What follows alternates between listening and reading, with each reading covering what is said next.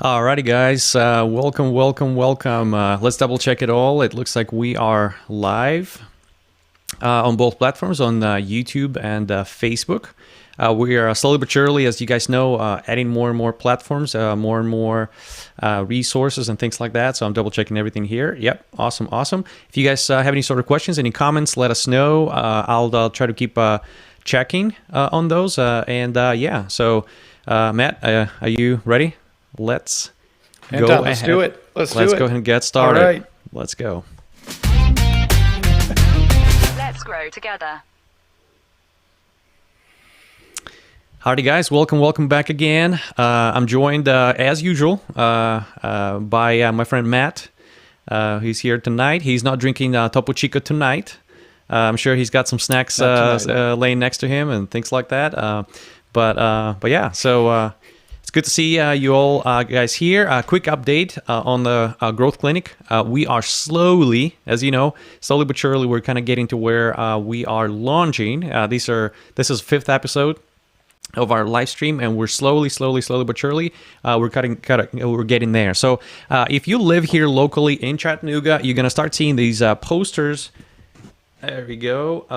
They're going to be all over town, kind of announcing certain things, our live streams, our group sessions, our deeper dives, what we call growth labs.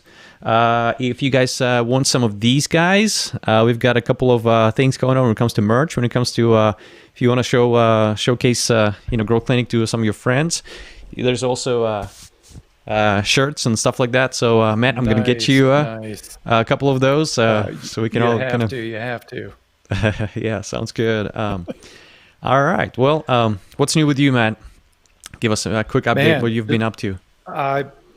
Just getting back from travels up north in northern Michigan. Summertime here. Can't be a more beautiful place here in the summer in the States. It was about almost 20 degrees cooler there. Wow. Than 3 hours south of there. So a little different in the weather, but enjoying it. Much cooler than Chattanooga, for sure. I know you guys are in the heat down there, but it's summertime, and hopefully everybody can find a lake or stream or somewhere to stay cool here and have some fun this summer. Yeah, definitely. Well, guys, there's a lot ahead of us. Let's not waste any sort of time. We've got a lot going on tonight. Let's talk about the news. There's a lot going on in the world. We're going to briefly touch on a couple of things, and that way we kind of know what to expect out of the nearest future, markets, economy, things like that. So, Matt, are you ready? Let's jump into the news. Let's go.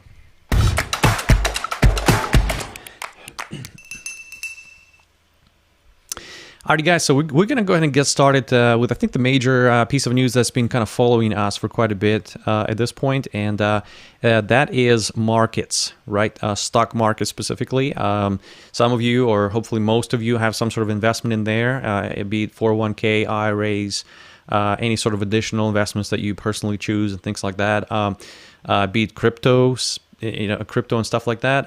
So the markets are down, and you probably look at your portfolio and you're like, what is going on?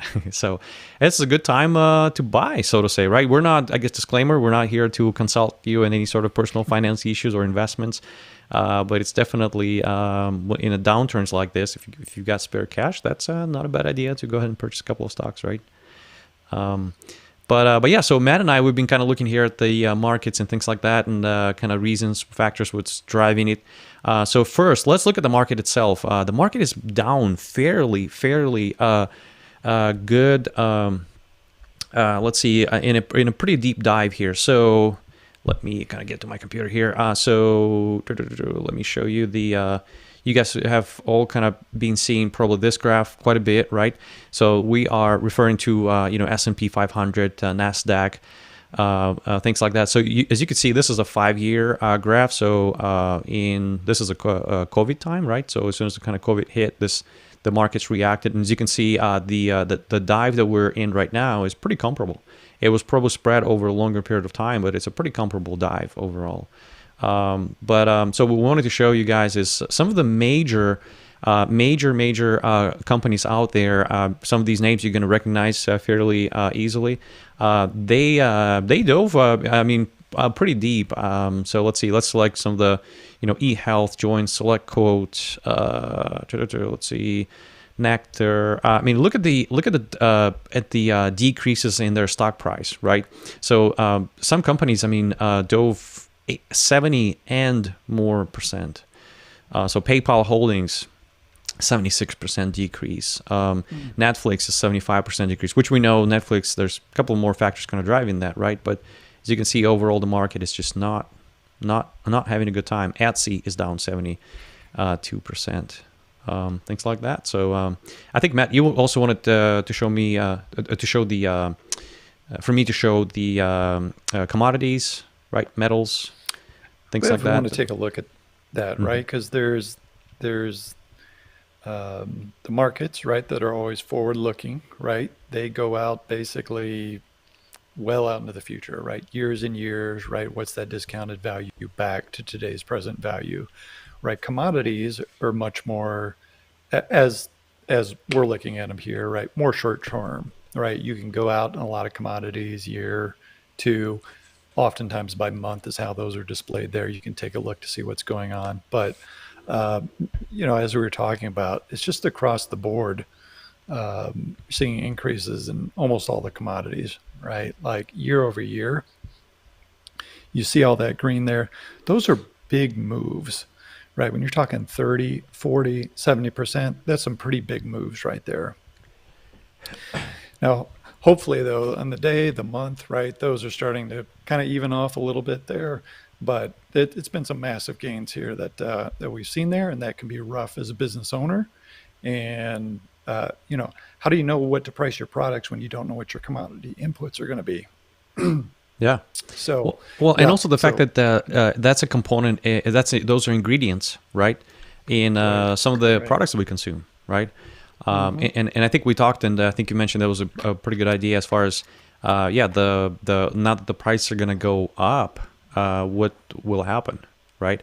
On a certain products of consumption, ingredients, components of, it going to manufacturing, things like that. But are we going to use something else instead, or what's the deal, right? Yeah, we talk about cars all the time, right? Just imagine all the different commodities that are in a car, right? You think steel, but what about all these special type components as well too, right? Especially with EVs and batteries and rare precious metals, right? There's so much uncertainty there. You need them all for the vehicle, right? You can't just be missing one or substitute those out quickly, right? So that's causing havoc with the car prices. And as we've seen in the markets for cars, right, it's just gone up and up, and who knows how that's going to end up. Everybody's trying to protect their earnings, so everybody wants to take price increases, right? And that makes other companies take price increases as well too, right? And you really start to get into an inflation spiral in that case, pricing spiral. Yeah, definitely. But let me show you guys this graph right here. That basically points out to a very interesting trend. So if you look at my screen here, so the light green, blue, turquoise color and the red are S&P and Nasdaq. Now, and the dark blue is what they call InsurTech's index. And look at that dive that it does over just the last few quarters here. And compare it to the market. So essentially, if you, those are the index that compares or aggregates the companies that are heavy. So financial industry companies that have a pretty heavy technology component to it.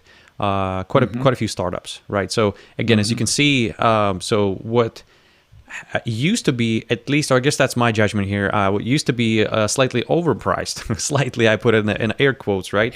And whatever has been slightly overpriced now dives, even more compared to the market. But here's the thing: while all this is happening, and while the markets are kind of diving pretty deep here, there is industry that is not, and in fact, it has shown. So again, we showed you guys some of the major companies out there. Their stock decreased to 70% and more, right?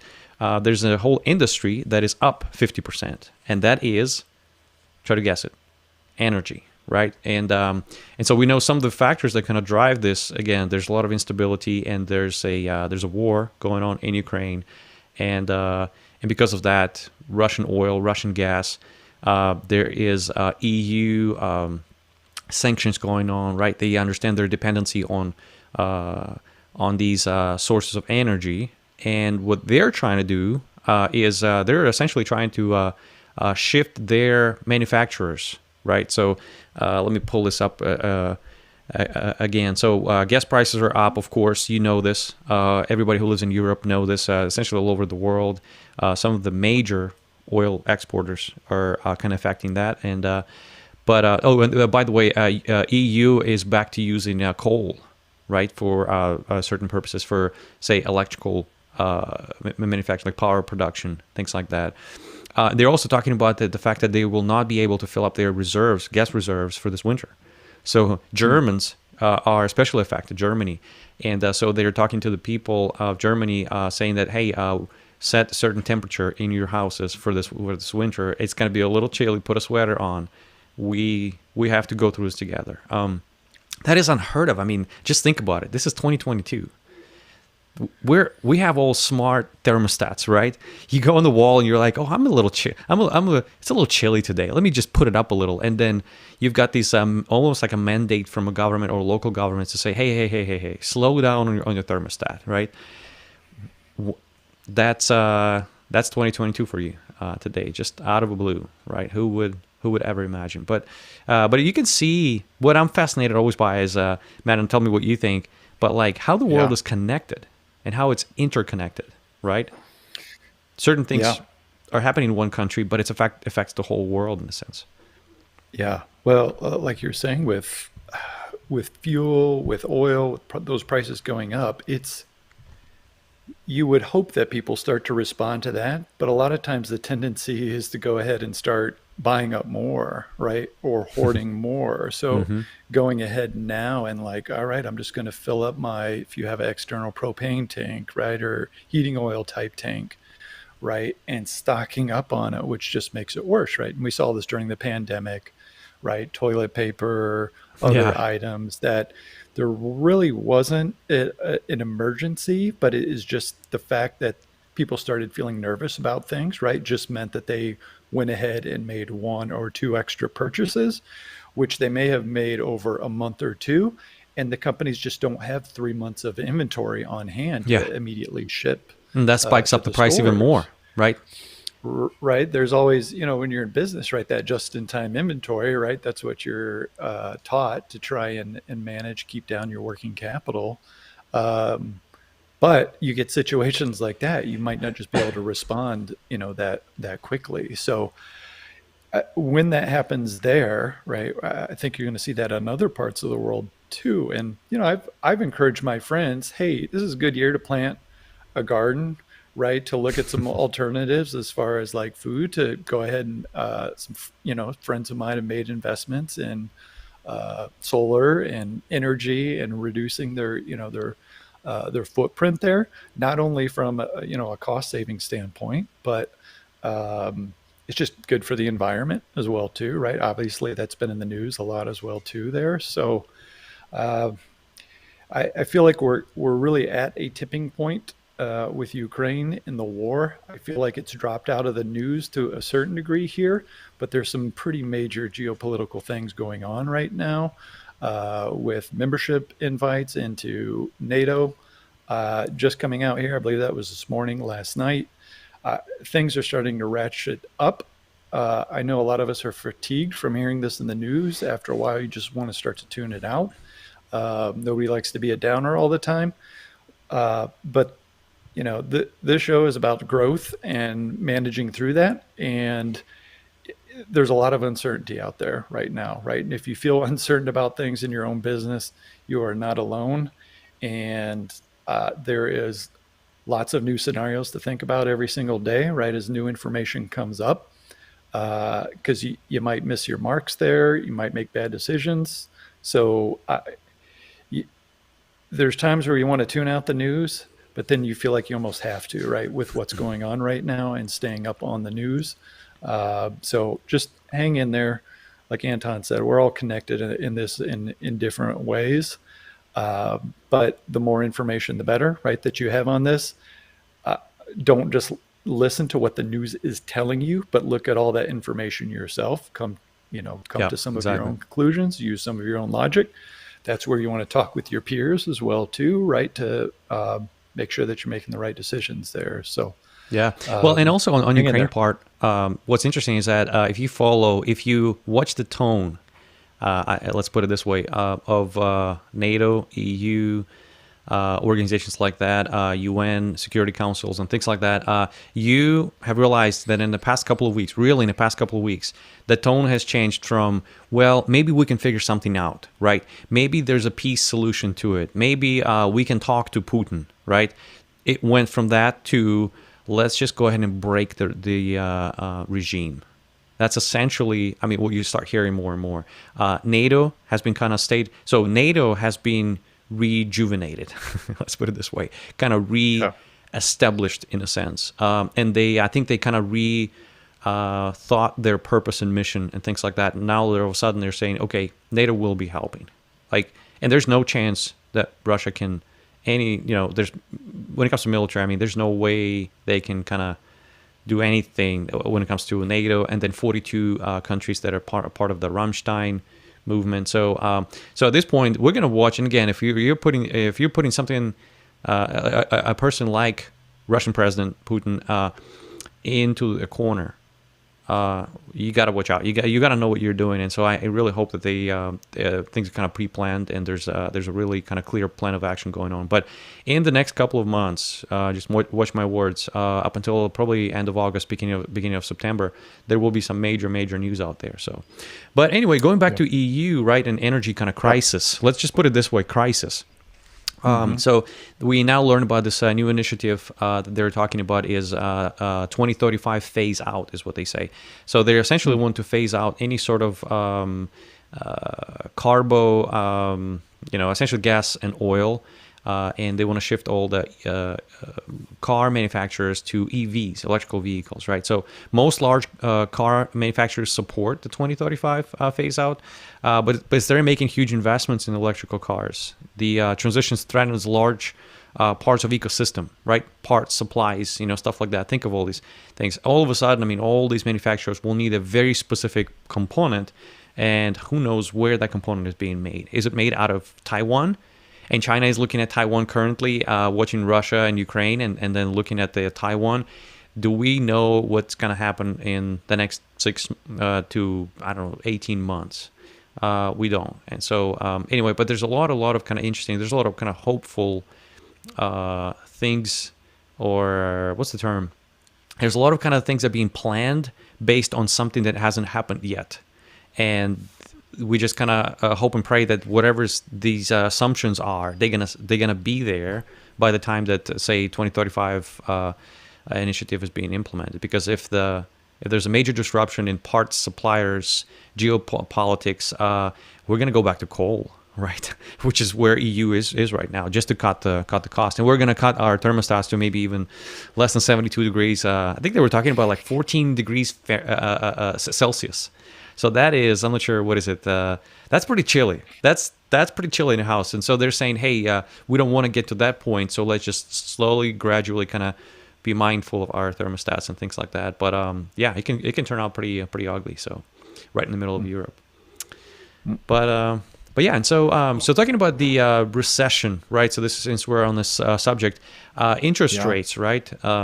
They keep talking. They keep warning us, essentially, is what we keep seeing in the news. Which, by the way, to get all the relevant news when it comes to growth economy, startups, global economics, things like that, go to growth.clinic and go into your profile and under, I think I have it open here, go under your, there you go. So go to the website, growth.clinic, log in, and under your profile, and then under section news, you're going to see all these relevant news that are out there. So if you guys don't want to kind of cut through the clutter, and you don't want to spend a lot of time looking at relevant stuff, there's we kind of working pretty hard to put this information out there. So hopefully you guys get to enjoy and appreciate it. But yeah, so again, interest rates are going up. We're being warned, right? We're being warned of 0.75% increases. A couple of those is what we were told last time. So I think this is what Matt was talking about, where it disrupts the markets quite a bit. But yeah, we're all kind of calling this now a recession coming, essentially. And if you know a little bit about macroeconomics, interest rates being increased like that over a short period of time, it always does not do well for economy. Yeah, some of the things, I guess, what we've seen so far is what the startups start laying off employees, right? A couple of examples is Row, so healthcare unicorn, raised 150 million. So at a 7 billion valuation, cut 18% of its staff. So they said managing expenses and increasing the efficiency of our organization is a better map for our resources and connecting that to a current strategy. Essentially, we're just cutting staff. We're just cutting expenses here, which labor, as we know, a big chunk of any sort of healthcare related, IT related. Masterclass, the educational platform you guys have been probably using. So they've cut 20% of their team. Netflix just laid off another 300 people. So that's another 3% of their workforce. So it looks like... Anton, just to add in there, as far as some of these cuts, right? If a company's doing 3%, Tesla, it sounded like there was some larger cuts, but kind of overall, kind of with the salary and how that netted out, it was really only closer to 3.5%. That's just kind of common trimming the bushes, let's say, at corporations. That's pretty normal to take place in any given type of a year there. But 5%, that's expected, right, over the cycles of a company. 10% is when things really start to get kind of deeper. 20% is where things are like, all right, we are structurally really changing our business, right? We're revamping it, moving around significant parts of the business, cutting lines and so forth there. So I think all businesses, right, are going to be inclined to at least make those 3 to 5% cuts now coming up, because kind of everyone else is doing that. Because in a competitive landscape, when you're looking at earnings of one company versus earnings of the other, your competition does that. That pops up their earnings for a while. Companies just tend to respond and do that in like industries there to stay competitive. Is it always the right choice in the longer run? No, but situation may decline further as well too, right? So there's still a lot of jobs out there, right? There's still a lot of open positions that could turn quickly if you're an employer and you see that coming.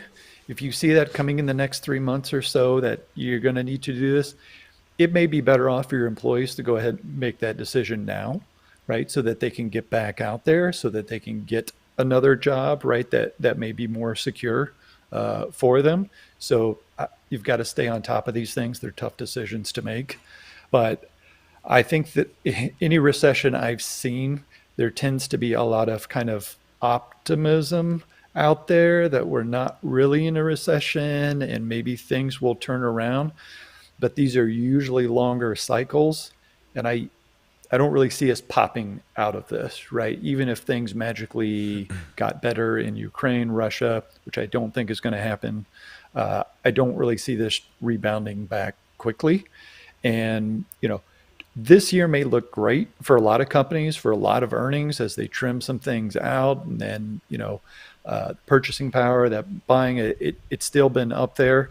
But going into next year, that's when the earnings numbers are going to start to get scrambled around. A lot of interest rates are going up. That's more expensive for businesses, right? To be borrowing money, that's going to weigh down their bottom line, their earnings. So I think those earnings and those multiples are going to be coming down, and I don't think we're going to be out of this recession, right? I believe we're in a recession. I believe this is the second quarter, right, consecutive quarter of the GDP being down. You don't know it until after the fact, but I think it feels like we're in it. Most people think we're in it. And yeah, it may be difficult for another year or so.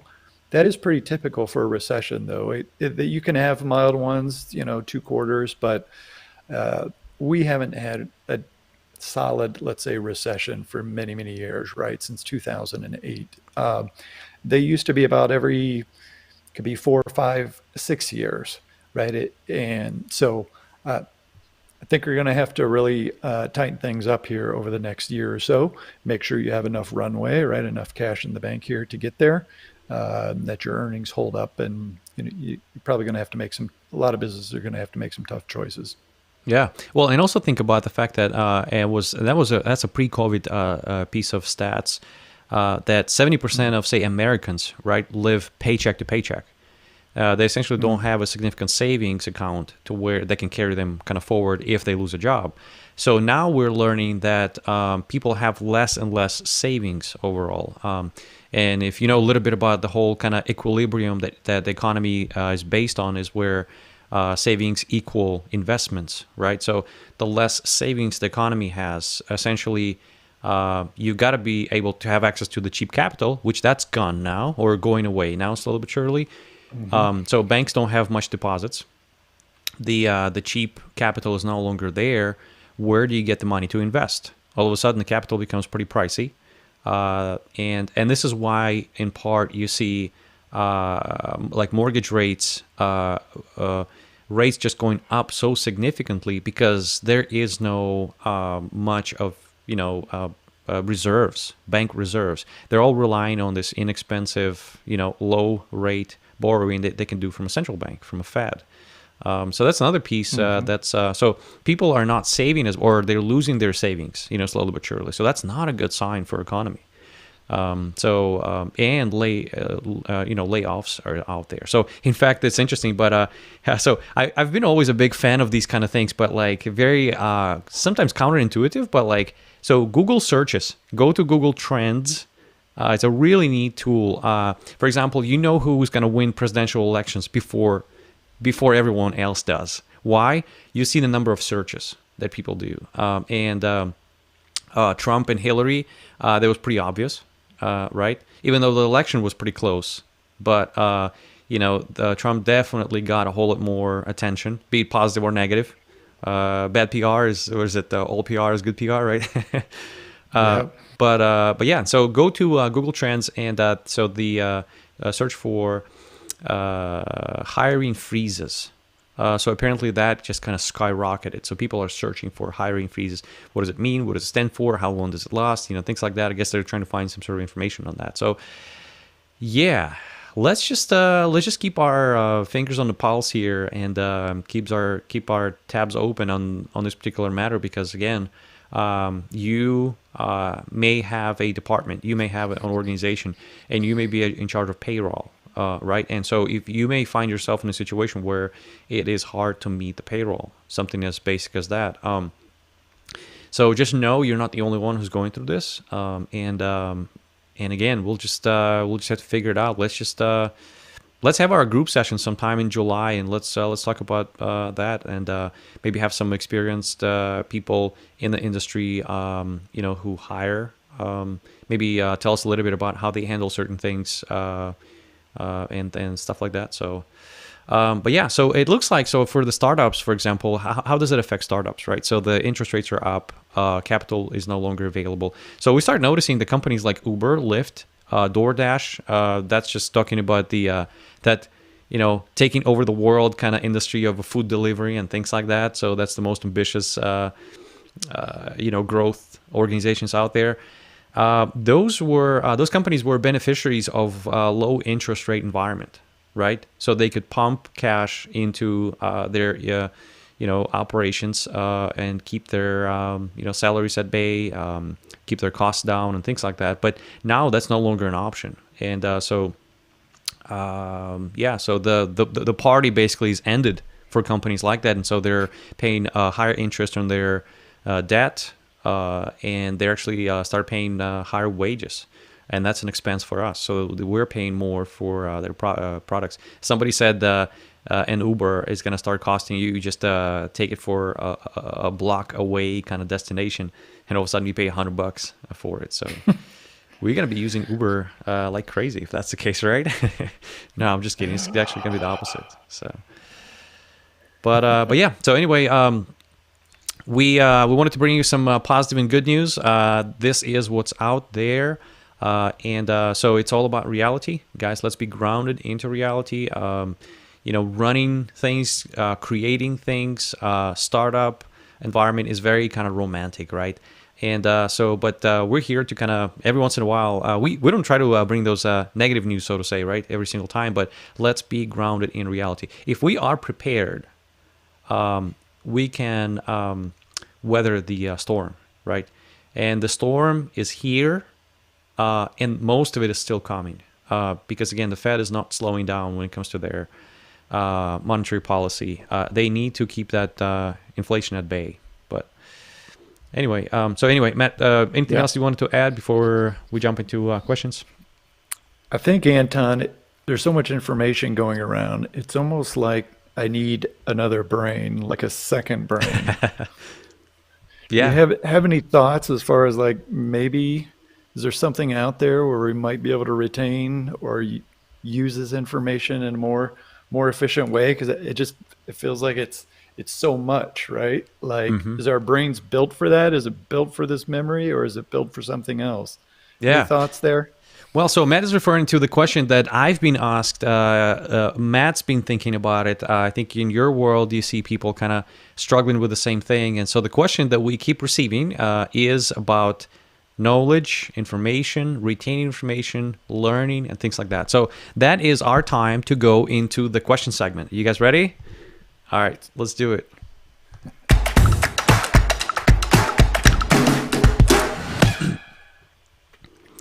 Don't you guys love our intros?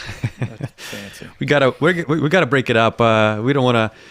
Yeah, we're all about interest rates and things like that. So let's just kind of spike it up. And there's something exciting about learning, right? There's something exciting about kind of getting ourselves prepared for what's out there and things like that. So yeah, anyway, the question that I have been receiving a lot, I've been struggling with. When I talked to Matt, he said the same thing.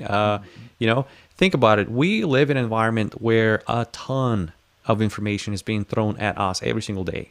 And Matt, I think you found a piece of statistics somewhere, some sort of like this many gigabytes of data that our brain processes. I think 35 gigs crazy, or something.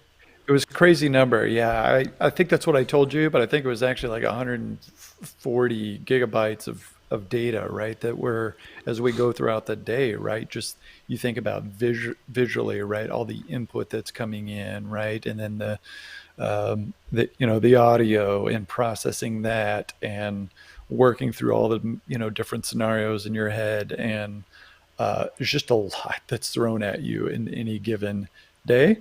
Our brains are usually pretty good at filtering out a lot of things, right? Like a lot of things, right? Like if it's something that's normal, it's a tree that you walk by every day, you almost don't notice anything about that. But then when you see something truly uniquely different, let's say that's in your pathway, like it stops you. Sometimes it kind of scares you, right? Because it just kind of sneaks up on you, right, when your brain processes it. But we're constantly processing a lot of information. We're obviously not remembering all of that, right? But it gets frustrating when you're like, man, there's a lot of things that I'm reading this, I'm highlighting it in the books. I'm like, sometimes I might write it down on a notepad or in my journal or in OneNote or in Apple Notes, but I just like I can't tie all of this together, right? And you see some people, they seem like they have it together, right? Where they're keeping the little journals and but you and I we're all over the board sometimes, right? And in the different subjects that we're interested in, or work, or technology, or arts, or it just there's lots of different areas, and I think that's difficult for people, especially like us, to like how do we bring this together? How do we collect that? Um, Yeah. yeah, so I think that's where we're kind of looking at a few ideas there, and I know you came across some, sent those to me. I'm getting up to speed on those, and pretty excited about that. But yeah, let's jump into it there as far as what we found. Yeah, definitely. And so just think about it, guys. It's all kind of driven by the purpose, right? So you've got a certain goal in life. You've got a certain thing that you got to accomplish by, say, end of next week. So we're talking about strictly practical and something that is useful on a daily basis, right? So again, have you found yourself in a situation where you have to present, say, at a certain place, or you have to send somebody a certain information, and then while you're taking a shower, I mean, literally, you're taking a shower, and a genius, at least I think, right? At least you personally, you kind of think, oh, that's a really good idea, right? While taking a shower, you've got a really good idea popping into your head, right? You don't have any sort of notepad or anything. By the time you get out of the shower, by the time you get to the thing, by the time you open up the document to put this thought in there, you're like, what in the world was I thinking about? Like, what was that thought? Like, you cannot recollect it. And so the idea becomes, again, we consume a lot of information, right? A lot of useful, hopefully more useful than TikTok and Netflix kind of information, which, by the way, those have a lot of useful information, so I'm not against it. But we are constantly consuming information, right? And then we are also tasked with something very specific as far as goals, and we gotta produce something. There's a certain outcome that needs to be kind of a result of our activities. And so how do we connect the two? So keep that in mind, right? So there's a bunch of inputs on one side, and something very specific needs to be on the output. So messy input, a very precise, a very pristine output, right? So that controversy, that dichotomy, so to say, is there when it comes to our thoughts and communication. So think about it this way: our thoughts are sporadic, right? They're chaotic in a sense. Because, I mean, you think of a bird that's flying outside, you think of a food you just ate, you think of a laundry, and then you think of something, I don't know, Einstein's theory that he developed when he was at the age of 26, They're pretty chaotic. So that's our brain, right? Our brain, our thoughts are pretty chaotic. But our communication is pretty linear, right? I choose specific thought, specific word right now, and I create certain sequence of them. So the mental work, the knowledge worker essentially does that. It creates, linear pattern out of something that is non-linear, right? So chaos, order, right? And so how do we do this? So essentially they're talking about the system that is called, or the framework, let's put it this way, second brain. So our brains, just like Matt said, our brains are really good at, analyzing, right? Digesting, comparing, connecting dots, calculating, so to say, right? We're really not good at memorizing things. So if we could, in memorizing certain things, it's such a strain on our mental activity, right? So somebody's giving you their phone number, you're like, hold on, I need to remember those 7 digits, right?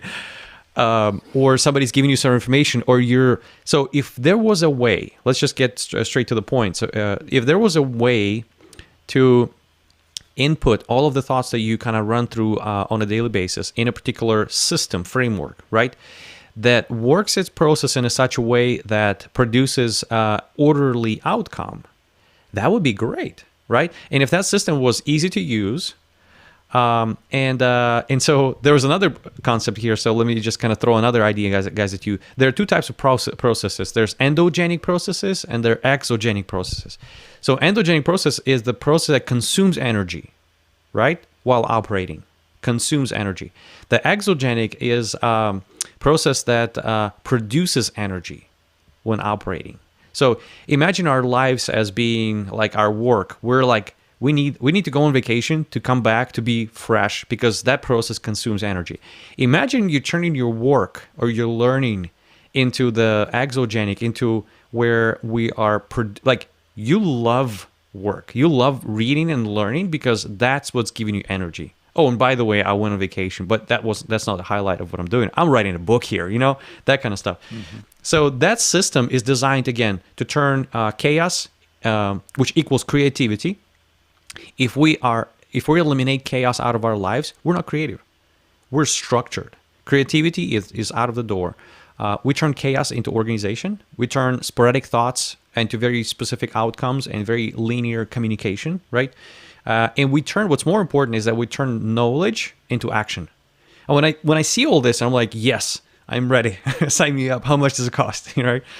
So, and then on top of that, what I'm learning right now is that there's another way of organization. So we are all used to folders. Think of categories and folders, right? So there's a category, there's a subcategory, there's a subcategory. And you got to put a certain piece of information, certain matter in a particular box, right? Now they're saying that this second brain framework is based on links organization. So we're going a little bit away from folders. You can create hybrid model, but it's more towards link organization. So think of it, your brain is organized like that. The internet is organized like this, right? Any sort of like neural networks are organized like that. There is no structure there. You look at it and it's chaotic.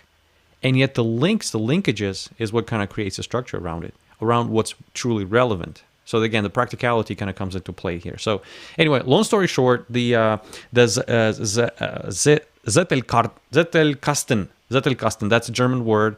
Niklas Luhmann, that's German professor of social science, I believe, sociology. He did a research into systems theory. He wrote 58 books while alive. All that is due to the thing that he created that we now call second brain. So he created a box of cards, index cards, and he sorted them and linked them in a certain way. So an idea, essentially, we're just gonna open up a box tonight, and we're gonna tell probably you guys more about it next time.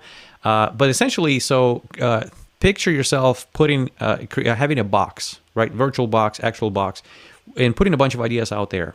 But while you're putting it out there, linking it to a particular subject. Then later on, when you pull a particular subject out of the box, you also pull with it the linked cards with it.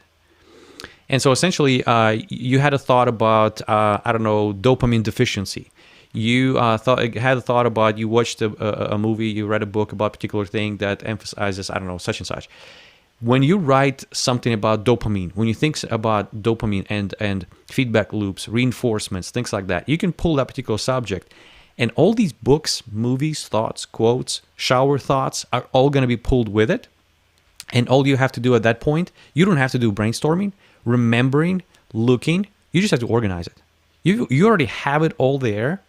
You just have to all of a sudden bring a structure, a linear structure to what's out there. You're done.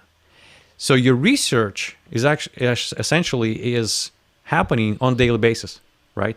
Another thing is just, again, that's probably going to be the last one because I know you guys are probably getting tired of this.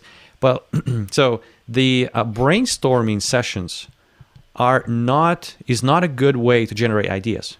Second brain does that a lot better. So when you come to a brainstorming session, they say, all right, guys, all right. Remember all the da-da-da-da-da. Keep in mind, ta-da-ta-da-ta-da-ta-da. Go back into the memory and pull out certain memories, ta-da-ta-da-ta-da. If you look for a particular idea in the second brain, it's a lot more effective at doing this. You don't need to be remembering. You just have to look up a certain item, subject, hashtag, things like that, and it's all there.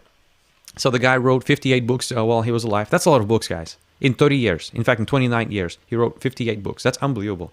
He also wrote, so then he passed away, right?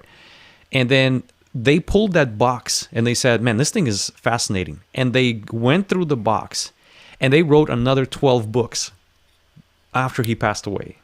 So that box, that Zettelkasten, was such an effective system that people even past his, life, were able to produce a bunch of content based on what was out there. So let's talk about it more. I just started kind of diving into the subject. It's fascinating. It's interesting. It's different.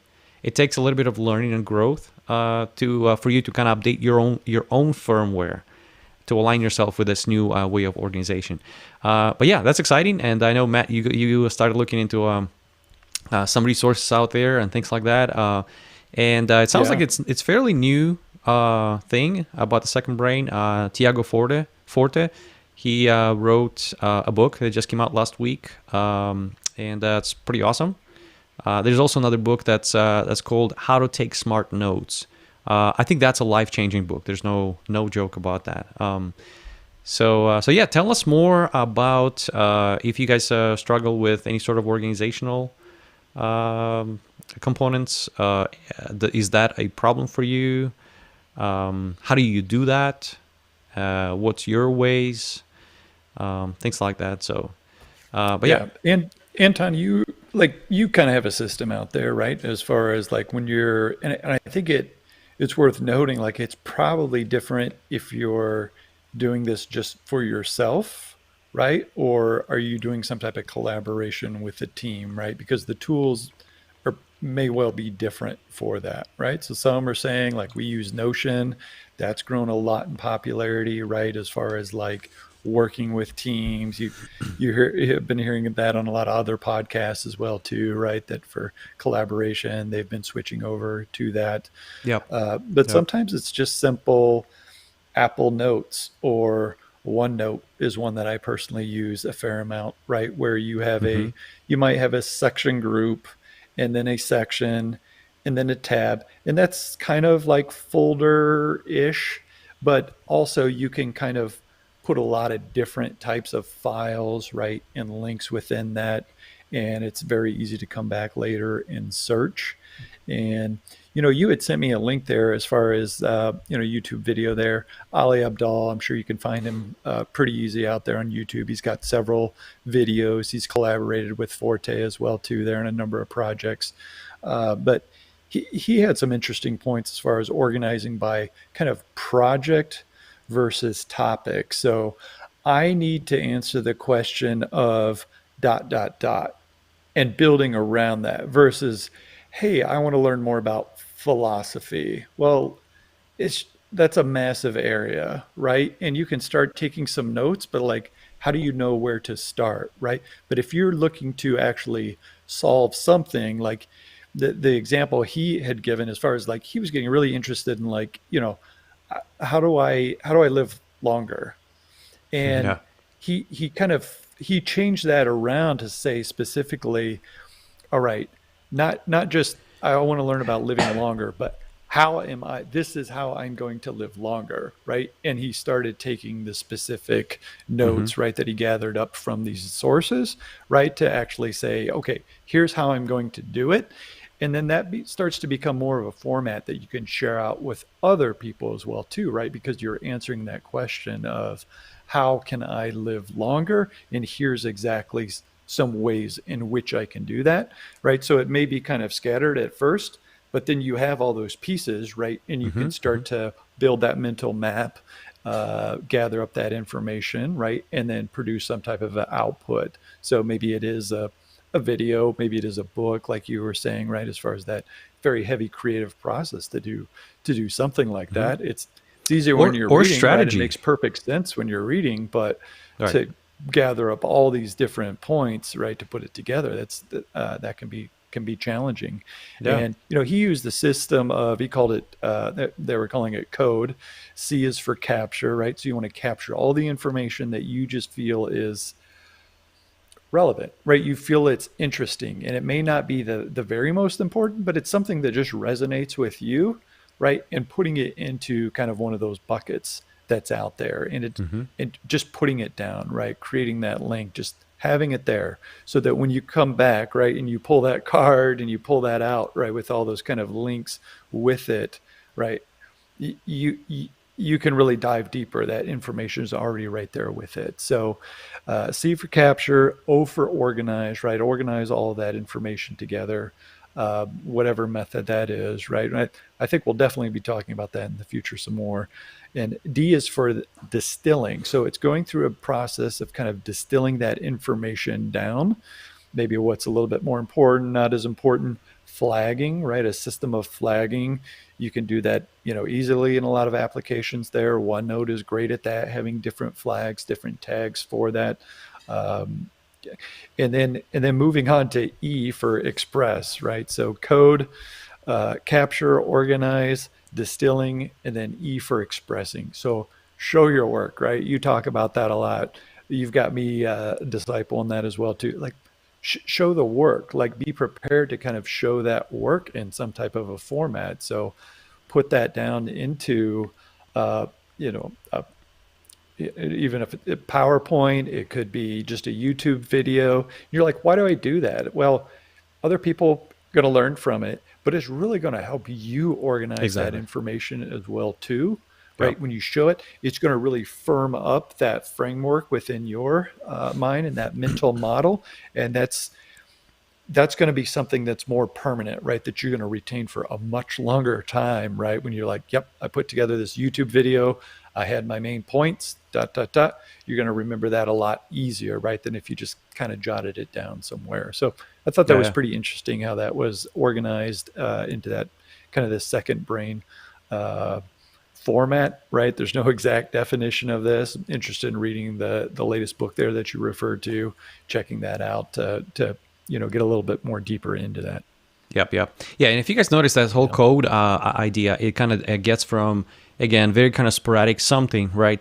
And then turns it into something actionable. So it's not learning for the sake of learning, which I know a lot of you are enjoying, like reading books and things like that. But in those books, I mean, in one book, you can find 17 different thoughts or thoughts about 17 different directions, aspects, be it personal, business, process, optimization, performance, productivity, strategy, stuff like that in one book, right? And so imagine when you are actually tasked with something, again, action, right? What's the goal? What are you trying to accomplish? So when you pull that, what you're trying to accomplish at some point, all these, that one individual thought from this large book is going to be pulled with it. So it's actionable, it's practical learning. So now, these second brains could also be, to the point that Matt was mentioning, is those second brains could be also established at the organizational level, right? So think about it. We call them knowledge bases, right? So there's a kind of new formatting that could be done to these knowledge bases, knowledge banks. So anyway, yeah, we live in an age of just massive amount of information that's being thrown at us. And unless we utilize it, make it practical, and essentially produce something, right? Make something, right? If we don't make stuff, like Elon Musk is saying, if you don't make stuff, there is no stuff.